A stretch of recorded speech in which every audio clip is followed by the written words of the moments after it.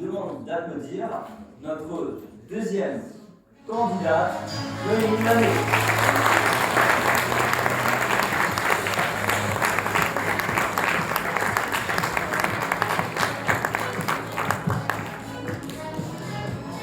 Donc, avant que tu commences, on va quand même dire un mot pour le contexte particulier. Je vous ai parlé d'apprentis tout à l'heure qui ont eu que quelques jours pour écrire leur discours. Noémie a dû remplacer Sacha pour une des raisons d'opération médicale avant-hier. Donc elle a dû travailler une bonne partie de sa nuit pour travailler sur son niveau de discours, puisqu'elle est partie de zéro. Et tout ce que vous allez voir aujourd'hui a été construit en 48 heures. Donc on peut vraiment l'applaudir.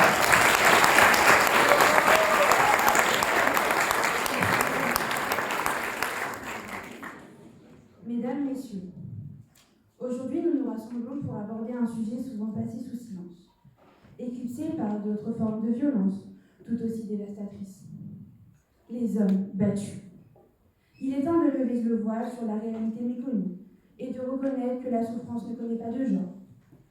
Car chaque victime mérite notre compassion et notre soutien, peu importe son sexe. Nous ne devons pas nous contenter de réagir, mais nous devons véritablement agir. Comme Atlas a pu le faire avant moi, je porte également un fardeau. Ce fardeau est celui de parler pour ceux qui se taisent. Traditionnellement, les hommes sont perçus comme protecteurs, qui se tiennent debout face à l'adversité. Cependant, cette vision archaïque ne laisse que peu de place à la vulnérabilité.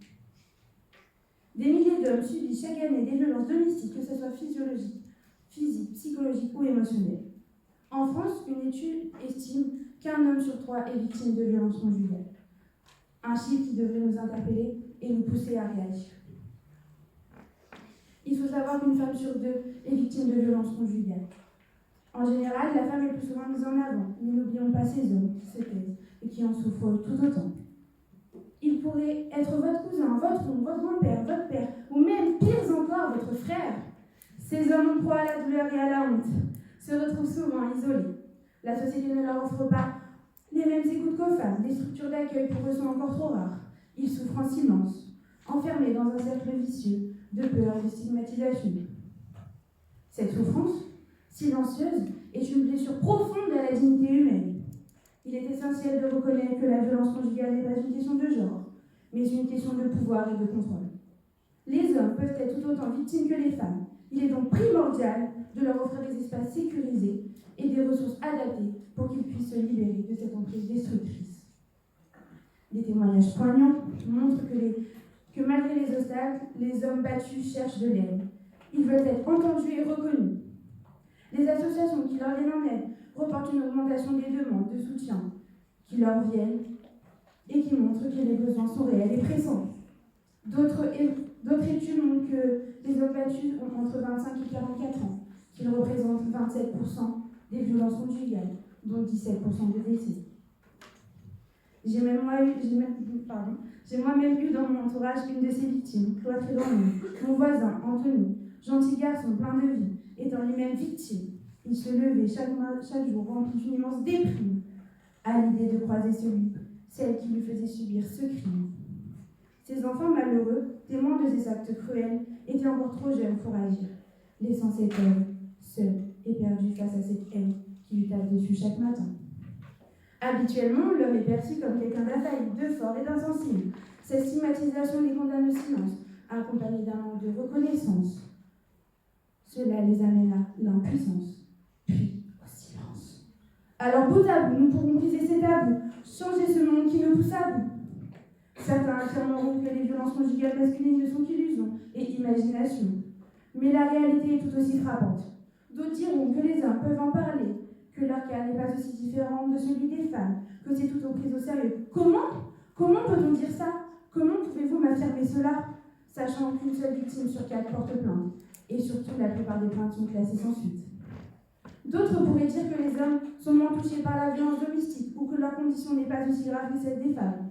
Cependant, minimiser la souffrance des hommes ne fait que perpétuer les stéréotypes de genre, aggraver les isolements. La douleur d'une victime n'est pas qualifiable par son sexe, non, mais par l'ampleur de la souffrance et la détresse subie. Moi-même, ayant vécu des violences conjugales, dans le silence, je ne pense pas qu'en étant une femme, mon cas est plus grave que celui de mon voisin Anthony. Pourquoi ? Pourquoi n'a-t-il pas eu le même soutien, la même écoute, la même importance ? De plus, prétendre que les hommes devraient être forts et faire face est une injonction toxique qui empêche une véritable prise de conscience et une aide efficace. La force réside aussi dans la capacité de demander de l'aide et de surmonter les épreuves avec le soutien des autres.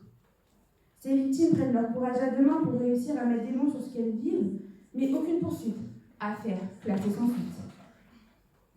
Leur monde s'effondre et elles se sentent prisonnières de cet enfer. Alors, mesdames, messieurs, il est temps d'agir, de briser le silence et de soutenir toutes ces victimes de violences conjugales, sans distinction de sexe. La souffrance des hommes battus est réelle et mérite notre attention.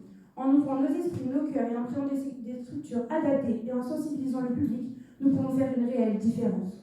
Ensemble, nous pouvons bâtir une société où chaque individu, homme ou femme, peut vivre sans peur, dans le respect et la dignité. Car la véritable force réside dans notre capacité à protéger les plus vulnérables. Engageons-nous dès aujourd'hui à soutenir les hommes battus et à leur offrir l'espoir d'un avenir meilleur. Alors rappelez-vous, 39-19, car vous pouvez changer des vies. Merci.